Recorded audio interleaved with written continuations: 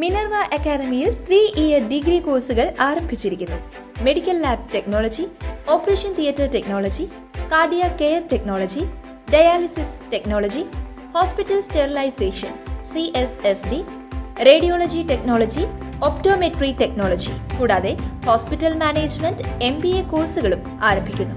Minerva academy. Contact number 9995373833 അല്ലെങ്കിൽ 9895841933. Minerva academy, skill and professional studies. യുവനടിയെ ബലാത്സംഗം ചെയ്ത കേസിൽ നടൻ സിദ്ദീഖ് ഇന്ന് പ്രത്യേക അന്വേഷണ സംഘത്തിന് മുന്നിൽ ഹാജരാകും.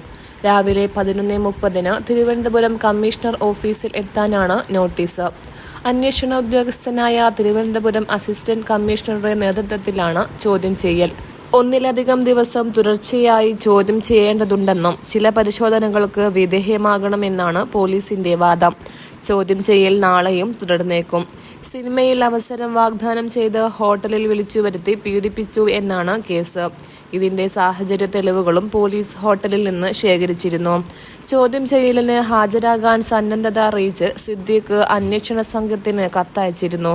അന്വേഷണവുമായി പൂർണ്ണമായി സഹകരിക്കും എന്നതായിരുന്നു സിദ്ദീഖിന്റെ നിലപാട്. അറസ്റ്റ് പാടില്ലെന്ന സുപ്രീം കോടതി വിധിയുണ്ട്. ഇതിന് പിന്നാലെയാണ് അന്വേഷണ സംഘത്തിന് മുന്നിൽ സിദ്ദീഖ് ഹാജരാകാൻ തീരുമാനിച്ചത്. News desk anytime news. കൂടുതൽ വാർത്തകൾക്ക് ഞങ്ങളുടെ ചാനൽ സബ്സ്ക്രൈബ് ചെയ്യുക. ഫേസ്ബുക്ക് ഫോളോ അപ്പ് ചെയ്യുക. വാർത്തകൾ വേഗത്തിലറിയാൻ എനിടൈം ന്യൂസ്.